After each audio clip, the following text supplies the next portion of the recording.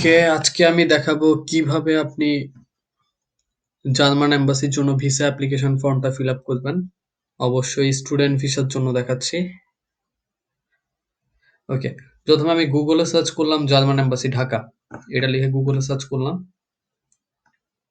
দেখেন যে প্রথমে যে ওয়েবসাইটটা আছে dhaka.diplo.de, এখানে যাবেন। এখানে গিয়ে নিচে নামলেই দেখবেন যে visa information for Germany. Okay, visa information for Germany এটাতে ক্লিক করবেন। এখানে ক্লিক করলে দেখবেন শর্ট স্টে, লং স্টে দুইটাই আছে। তো আমরা হচ্ছে গিয়ে লং স্টে, বহুত দিন থাকা লাগবে এখানে, এই জন্য লং স্টে। ওকে, তো প্রথমে যেটা আছে সেটা হচ্ছে স্টুডেন্ট ভিসার জন্য আপনি একটা কাজ করবেন, যে চেকলিস্টটা আছে এই চেকলিস্টটা ডাউনলোড করে রাখবেন। প্রথমে চেকলিস্ট অনুযায়ী আপনি কাজ টাজ করবেন, চেকলিস্ট আপনার লাগবে, চেকলিস্টটা ডাউনলোড করে রাখবেন। ওকে, যে ফর্ম ফিল আপ যেটা নিয়ে মূলত কথা বলবো সেটা হচ্ছে গিয়ে এই যে long term visa application form, একটা অনলাইন আছে, একটা পিডিএফ আছে।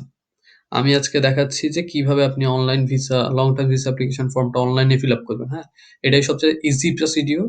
তো আপনি এটাই ফিল আপ করা উচিত, আই থিঙ্ক। ওকে, তো এই যে আবার একটু দেখাচ্ছি, আমরা এখানে লং টার্ম ভিসা অ্যাপ্লিকেশন ফর্মে ক্লিক করব। ক্লিক করলেই হচ্ছে গিয়ে এরকম একটা ফর্ম চলে আসবে। ভিডেক্স ফর্ম বলি এটাকে আমরা, ভিডেক্স একটা ফর্ম চলে আসবে। ওকে,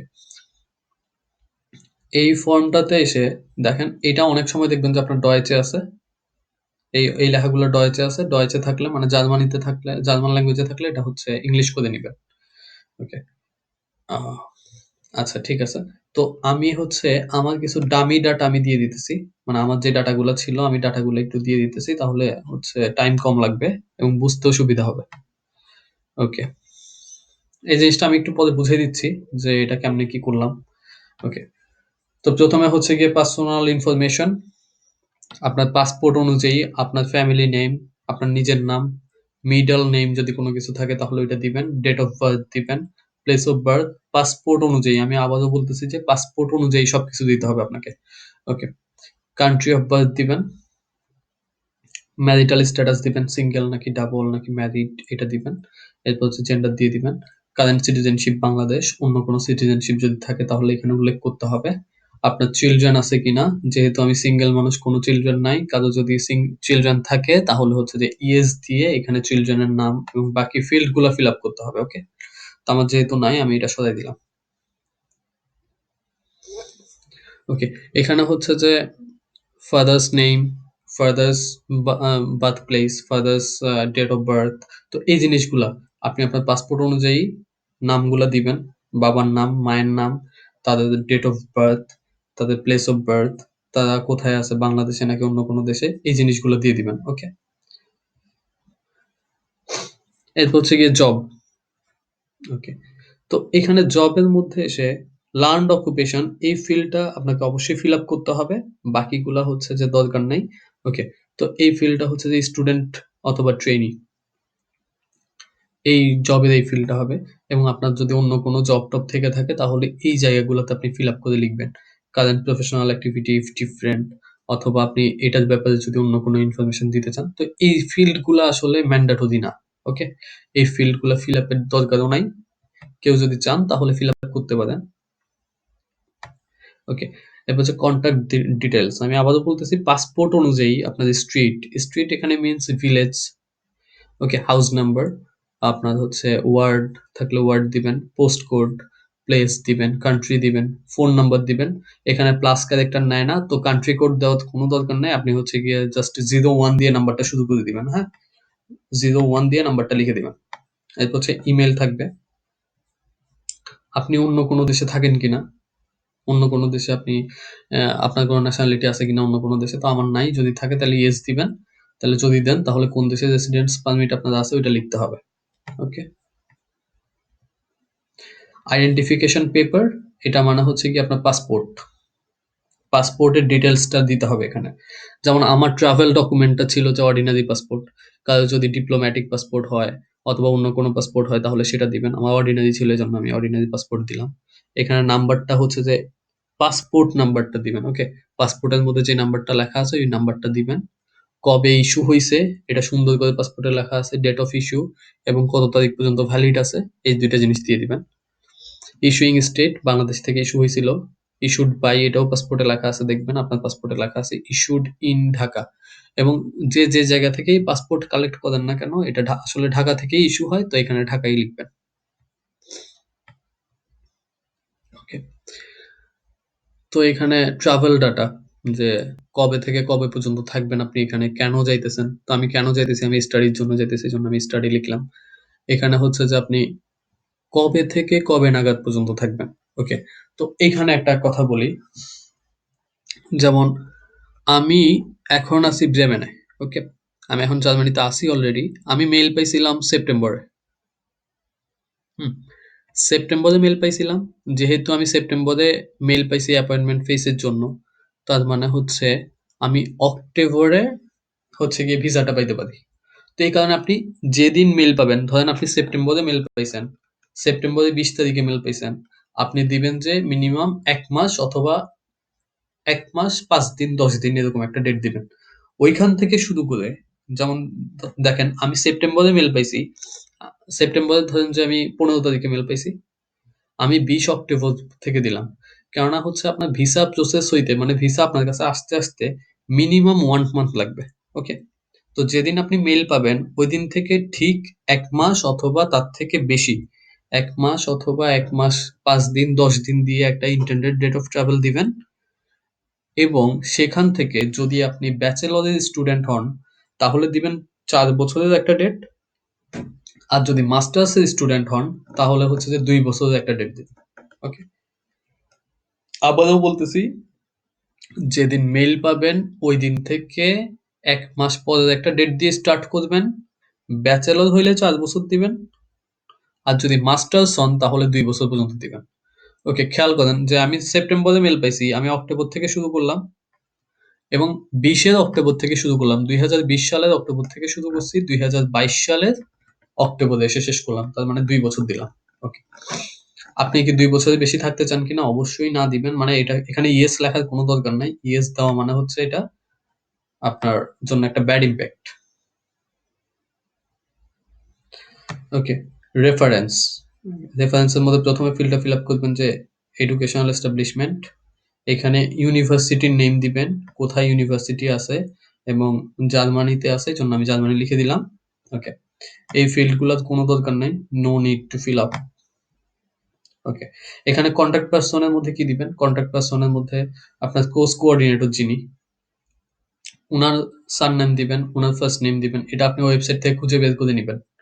যে আপনার কোর্স কোঅর্ডিনেটর কে, উনার সারনেম কি, উনার ফার্স্ট নেম কি, উনি মেল নাকি ফিমেল, উনার ন্যাশনালিটি কি জার্মান নাকি উনি অন্য কোথাকার। ওকে। তারপর হচ্ছে যে উনার অ্যাড্রেসটা, উনার অ্যাড্রেস উনাকে ইমেইল করে জিজ্ঞেস করবেন যে উনার অ্যাড্রেস কি।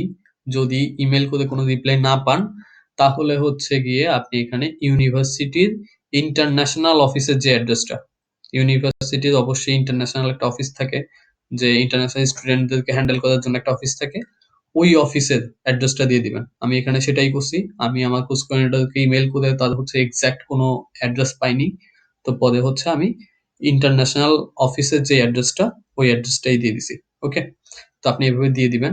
ওই অফিসের ফোন নাম্বার দিয়ে দিবেন অথবা আপনার কোর্স কোঅর্ডিনেটরের যদি ফোন নাম্বার থাকে তাহলে ফোন নাম্বার দিবেন এবং তার ইমেইলটা দিয়ে দিবেন। অবশ্যই কোর্স কোঅর্ডিনেটরের ইমেইলটা দিয়ে দিবেন এখানে।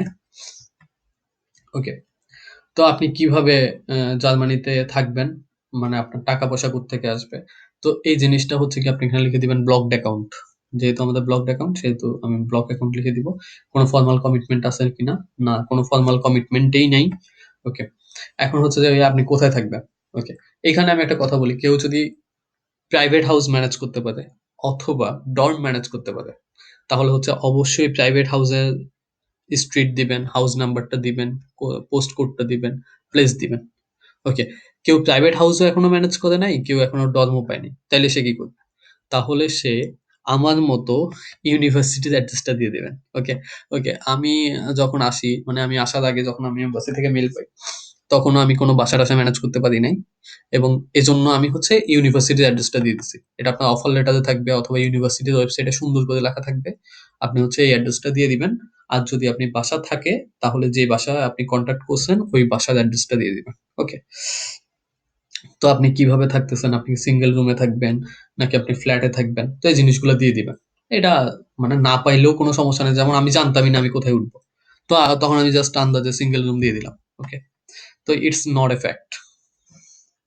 তো এরপর হচ্ছে যে জার্মানির বাহিরে আপনি কোথায় আপনার পার্মানেন্ট প্লেস আছে কিনা? হ্যাঁ, জার্মানির বাহিরে আমার পার্মানেন্ট প্লেস আছে এবং এটা কোথায়? এটা হচ্ছে গিয়ে বাংলাদেশের লক্ষ্মীপুর।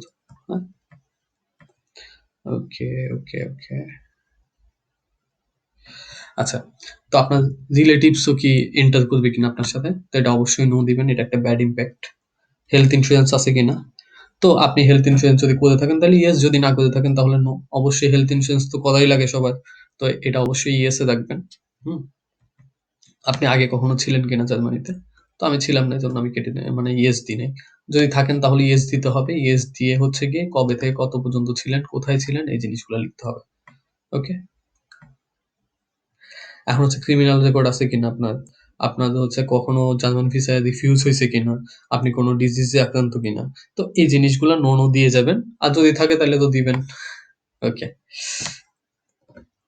আচ্ছা, তো এই জিনিস এই just it was a simple form. হ্যাঁ, এটা এটা খুবই প্যানিক নেওয়ার কিছু নাই। এটা খুবই ইজি একটা ফর্ম। এই শেষ কাজ কিন্তু। এখানে আর কোনো কাজই নাই, কাজ শেষ। এখন ২ টা জিনিস আমি দেখাই। একটা হচ্ছে টু সেভ এ ক্লিক করবেন, হ্যাঁ? এভাবে জাস্ট ফিল আপ করার পরে হচ্ছে গিয়ে ওকে,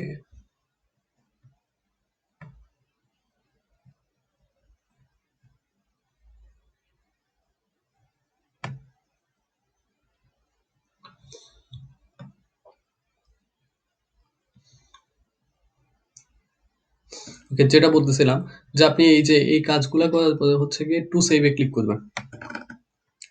দেখেন যে এখানে JS1 নামে একটা ফাইল ডাউনলোড হইছে। হুম? JS1 নামে একটা ফাইল ডাউনলোড হয়েছে। এই ফাইলের মধ্যে আপনাদের এই সবগুলো ডাটা অলরেডি আছে। হ্যাঁ? আপনি যখনও মনে করেন যে আপনি এই ফিল আপ টিল আপ করে একটা JS1 ফাইল ডাউনলোড করলেন। এখন আপনার কোনো কারণে চেঞ্জ করতে হবে।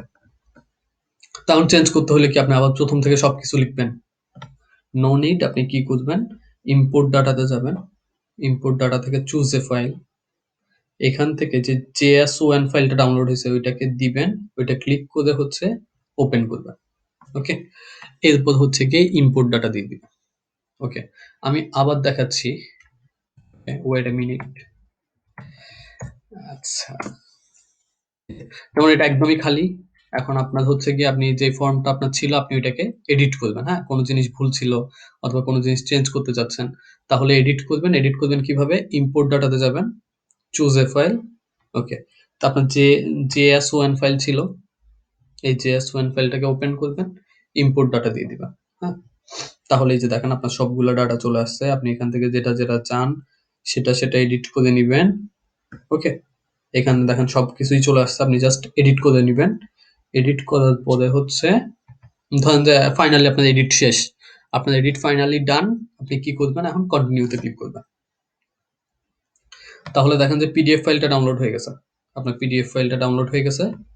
আর হচ্ছে এখন ব্যাপারটা এমন না যে আপনার পিডিএফ ডাউনলোড হয়ে গেছে তার মানে হচ্ছে আপনি এডিট করতে পারবেন না। এটা কোনো ম্যাটার না। আপনার একটা পিডিএফ ডাউনলোড হইছে। আপনি আবার যাবেন। আবার গিয়ে হচ্ছে ধরেন আমি এখানে চেঞ্জ করতেছি। No problem. আপনি আগের পিডিএফ ইউজ করবেন না। আপনি এখানে অন্য কিছু দিয়ে দিলেন। অন্য কিছু দিয়ে হচ্ছে আপনি আবার কন্টিনিউ করবেন। ওকে? তো দেখেন এই যে পিডিএফ ডাউনলোড হয়ে গেছে আবার। ওকে? তো এটা কোনো সমস্যাই নাই। আপনার পিডিএফ একবার ডাউনলোড হোক, ২ বার ডাউনলোড হোক এটা কোনো প্রবলেম না। ফাইনাল যেটা পাবেন আপনি জাস্ট ওইটাই এম্বাসিতে জমা দিবেন। ওকে? সবকিছু এডিট-টেডিট শেষে যেটা পাবেন সেটাই হচ্ছে এম্বাসিতে জমা দিবেন। ওকে? তো আমি যেটা দেখাচ্ছিলাম যে এই পিডিএফ ফাইলটাই মূলত আপনার ভিসা অ্যাপ্লিকেশন ফর্ম। দেখেন এই যে সুন্দর একটা পিডিএফ ফাইল চলে আসছে এখানে। জাস্ট এটা নিয়ে হচ্ছে আপনি এম্বাসি ফেস করবেন। এই পিডিএফ ফাইলটা নিয়েই এম্বাসি ফেস করতে হবে। আর অন্য কোনো কিছু না। এখানে আপনি একটা বায়োমেট্রিক পিক লাগাবেন। বায়োমেট্রিক ছবি লাগাবেন এখানে। তো ছবিটা অবশ্যই আঠা দিয়ে লাগাবেন না, জেমস ক্লিপ দিয়ে লাগাবেন ছবিটা। এবং এই ছবিটা লাগাবেন না জাস্ট হচ্ছে আপনি সিগনেচার করবেন এখানে। এখানে ২ টা জিনিস। একটা হচ্ছে প্লেস অ্যান্ড ডেট। তো আপনি এখানে প্লেসটা লিখবেন। কোন জায়গা থেকে আপনি সিগনেচার করতেছেন ওই প্লেসটা লিখবেন। সিগনেচার করবেন এখানে। এখানে আপনি হচ্ছে আপনার পার্মানেন্ট প্লেস যেটা ওইটা লিখে দিবেন, সিগনেচার করবেন এবং ডেট দিবেন এখানে। ওকে, ডেটের ব্যাপারটা একটু বলি। আপনি যদি এই কপিটাই মানে এই পিডিএফটা আপনি এম্বাসিকে ইমেইল করেন, তাহলে হচ্ছে আপনি ছবি লাগাবেন, স্ক্যান করে ছবিটা লাগাবেন, স্ক্যান করবেন, স্ক্যান করে এখানে হচ্ছে আপনি প্লেসটা দিবেন, বাট ডেটটা দিবেন না। হ্যাঁ, ডেট না দিলেই বেটার এখন, কারণ কেননা হচ্ছে আপনি ইমেল করতেছেন, আপনি এখনো ফেস টু ফেস ইন্টারভিউতে যাচ্ছেন না। যখন আপনি ফেস টু ফেস ইন্টারভিউতে যাবেন তখন এখানে ডেটটা বসাই দিবেন। ওকে, আর যদি আগে ডেটও বসাই দেন তাহলেও কোনো প্রবলেম নাই। এবং সিগনেচার কেমনে করবেন? ওকে, সিগনেচার হচ্ছে যে আপনি প্রিন্ট আউট করে হাতে সিগনেচার দিবেন। ওকে, যেটা আমি করছিলাম, প্রিন্ট আউট করে নিছি, এরপর হচ্ছে গিয়ে হাতে সিগনেচার দিছি এবং এটাতে কোনো প্রবলেমই নাই। আপনার ডিজিটাল সিগনেচার করার কোনো পেইন নেওয়ার দরকার নাই। ওকে, জাস্ট এখানে প্লেসটা লিখবেন, ডেটটা লিখবেন, সিগনেচার করবেন, এখানে একটা বায়োমেট্রিক পিক লাগাই দিবেন, বায়োমেট্রিক ছবি লাগাই দিবেন। এই যে দেখেন, আপনার পিডিএফ এর জন্য একটা বারকোড জেনারেট হয়ে গেছে। এই যে আপনার পিডিএফ এর জন্য একটা বারকোড জেনারেট হয়ে গেছে। আপনার ভিসা অফিসার শুধুমাত্র এই বারকোডে স্ক্যান করলেই আপনার পুরো ভিসার সবগুলা ডকুমেন্টস চলে আসে উনার কাছে। তো এভাবে ফর্ম ফিল আপ করাটা সবচেয়ে বেশি সুবিধাজনক। আশা করি সবাই বুঝছেন। যদি কোনো প্রবলেম থাকে তাহলে আমাকে আস্ক করতে পারেন, অথবা যারা এইসব বিষয়ে জানে তাদেরকে বলতে পারেন। Okay, have a good day and good lakh.